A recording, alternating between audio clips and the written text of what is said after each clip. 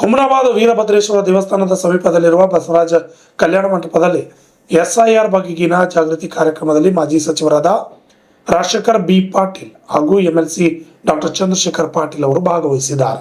ಸಚಿವರಾದ ರಾಜಶೇಖರ್ ಬಿ ಪಾಟೀಲ್ ಅವರು ಇಂದು ನಡೆದ ಕಾರ್ಯಕರ್ತರ ಸಭೆಯಲ್ಲಿ BLO2 ಅವರನ್ನು ಉದ್ದೇಶಿಸಿ ಮಾತನಾಡಿದ್ದಾರೆ. ಈ ಸಂದರ್ಭದಲ್ಲಿ ಬೀದರ್ ಜಿಲ್ಲಾ ಕಾಂಗ್ರೆಸ್ ಅಧ್ಯಕ್ಷರು ಮಾಜಿ ಮಂತ್ರಿ Rajashekar Bhimrao Patil, MLC doctor Chandrashekar Patil, MLC Patil ಕ್ಷೇತ್ರದ ಹಿರಿಯ ನಾಯಕರು, ಮಾಜಿ ಜಿಲ್ಲಾ ಪಂಚಾಯತ್ ಸದಸ್ಯರು ಹಾಗೂ ತಾಲೂಕು ಪಂಚಾಯತ್ ಅಧ್ಯಕ್ಷರು ಹಾಗೂ ತಾಲೂಕು ಪಂಚಾಯತ್ ಸದಸ್ಯರು, ಪಕ್ಷದ ಸಾವಿರಾರು ಕಾರ್ಯಕರ್ತರು ಉಪಸ್ಥಿತರಿದ್ದರು. Vidyasagar, RJ32 Kannada news, Humnabad. ಆಯೋಗದ ಅಧ್ಯಕ್ಷರು, ಕಮಿಷನರು, ಅವ್ರ ಹೆಸರು ಸುಕುಮಾರ್ ಸೇನ್ ಅಂತ. ಅವರು ಮೊದಲು 1950ರಲ್ಲಿ ಚುನಾವಣಾ ಆಯೋಗದ ಅಧ್ಯಕ್ಷರಾಗಿ ಅಧಿಕಾರ ಪಡೆದುಕೊಂಡ ಮೇಲೆ ಏನು ಹೇಳ್ತಾರೆ ನೋಡಿ, ಮತದಾರರ ಪಟ್ಟಿಗೆ ಹೆಸರು ಸೇರ್ಪಡೆಯಾಗುವುದು ಮತದಾರನ ಹಕ್ಕು. ನಿಮ್ಮ ಹೆಸರು ಆ ಪಟ್ಟಿಗೆ ಸೇರಲೇಬೇಕು. ಇದು ನೀವು ತಾಲೂಕ್ ಪಂಚಾಯತು, ಗ್ರಾಮ ಪಂಚಾಯತು ನಾವು ಚುನಾವಣೆ ಮಾಡ್ತೀವಿ ಅಂತ DPR ಸಚಿವರು ನಿನ್ನೆ ನನಗೆ ಹೇಳ್ತಾ ಇದ್ರು, ವೇದಿಕೆ ಮುಖಾಂತರ ಅಲ್ಲ, ನನಗೆ ವೈಯಕ್ತಿಕವಾಗಿ ಹೇಳ್ತಾ ಇದ್ರು. ಇವತ್ತು ನಾನೇನು ಹೇಳಕ್ಕೆ ಇಚ್ಛೆ ಪಡ್ತೀನಿ, ಇವತ್ತು ಜಿಲ್ಲಾ ಪಂಚಾಯತ್ ಇರ್ಬೋದು, ತಾಲೂಕ್ ಪಂಚಾಯತ್ ಇರ್ಬೋದು, ಗ್ರಾಮ ಪಂಚಾಯತ್ ಇರ್ಬೋದು, ನಾವೆಲ್ಲ ಚುನಾವಣೆಯಲ್ಲಿ ಈಗಾಗಲೇ ಅನೇಕ ಜನ ಆಕಾಂಕ್ಷಿಗಳು ತಾವು ಕೂಡ ಇದ್ರಿ. ನೋಡೋಣ ರೋಸ್ಟ್ರು ಏನು ಬರುತ್ತೆ, ಯಾವ ರೀತಿ ತೀರ್ಮಾನಗಳು ತಗೋಬೇಕು, ಯಾರ್ಯಾರು ಪಕ್ಷದ ಅಭ್ಯರ್ಥಿಗಳು ಹಾಕ್ತೀರಿ, ಎಲ್ಲೆಲ್ಲಿ ರೋಸ್ಟ್ರು ಅನುಗುಣವಾಗಿ ಎಲ್ಲರೂ ಕೂಡ ಆಗ್ತದೆ.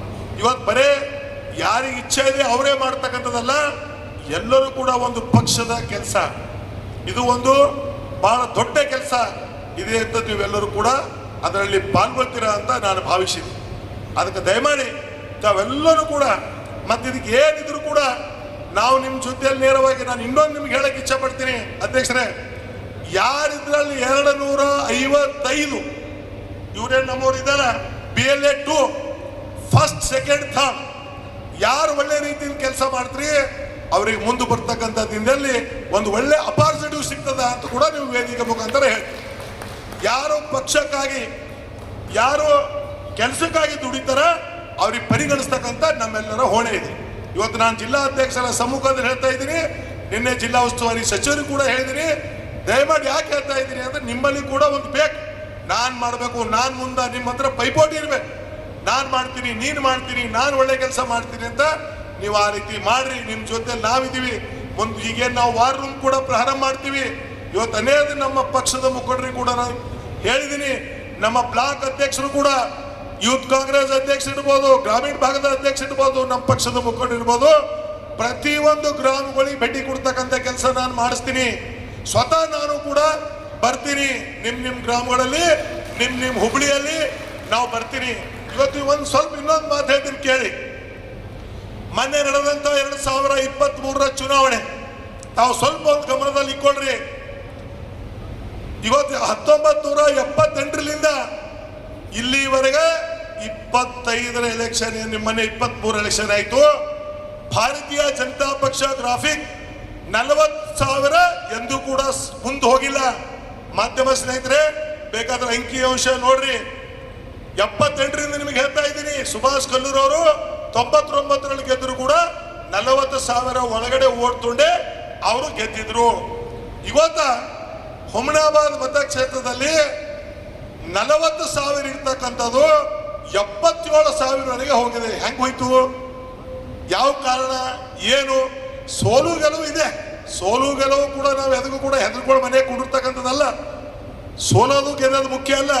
ನಾವು ನಮ್ಮ ಪಕ್ಷದ ಮುಖಂಡರು, ಕಾರ್ಯಕರ್ತರು ನಾವು ಆತ್ಮಲೋಕನ ಮಾಡ್ಕೋಬೇಕಾಗಿದೆ.